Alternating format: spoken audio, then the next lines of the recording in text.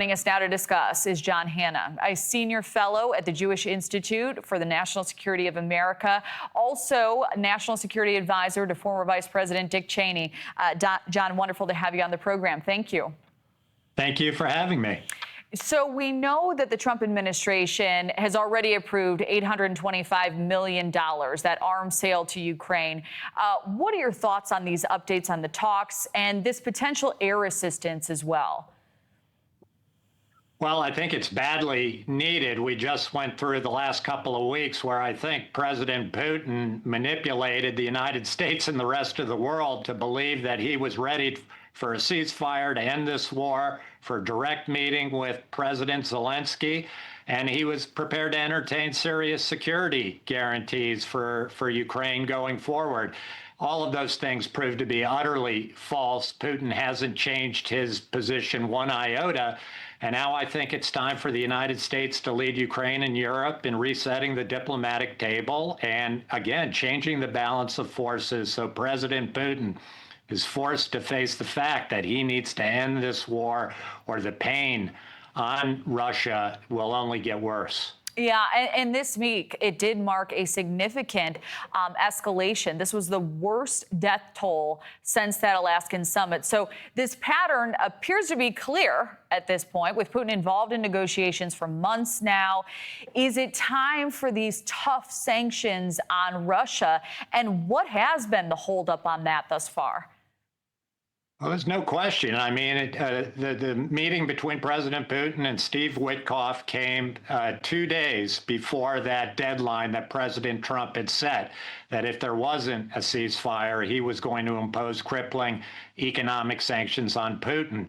Whatever Putin told Steve Witkoff convinced the president to set those sanctions aside and then engage in this week-long effort of useless diplomacy. So, yes, now is the time, with Putin showing his real cards, his real nature and his intentions in Ukraine. They haven't changed at all. Now's the time to really up both the diplomatic and military pressure. Yeah, and many were concerned this was a delay tactic. This was the press secretary, Caroline Leavitt, this week. Here's a bit of what she had to say. The president has put tremendous public pressure to bring this war to a close. He's taken actions, as you've seen, sanctions on India and other actions as well. He's made himself very clear that he wants to see this war end. And he has scoffed at the ideas of others that have been raised that we should wait another month before any meeting takes place. The president wants to move, and he wants to bring this war to an end as quickly as possible. So it really appears the problem is Putin can't be trusted. You know, he talks peace, he engages in war. How does that complicate the U.S.'s role in where we go from here? How does the president navigate that?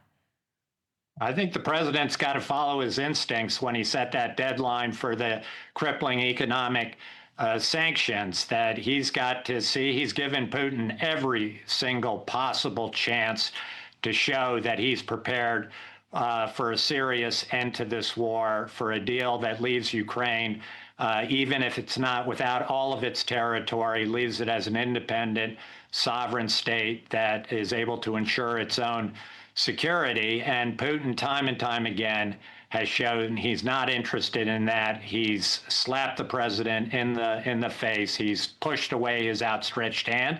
And I think now the president has got to return to, changing Putin's calculations by upping the diplomatic, economic, and military pressure. That's the only way that when Putin sees steel from the United States and a united transatlantic alliance behind Ukraine, it might change his calculations.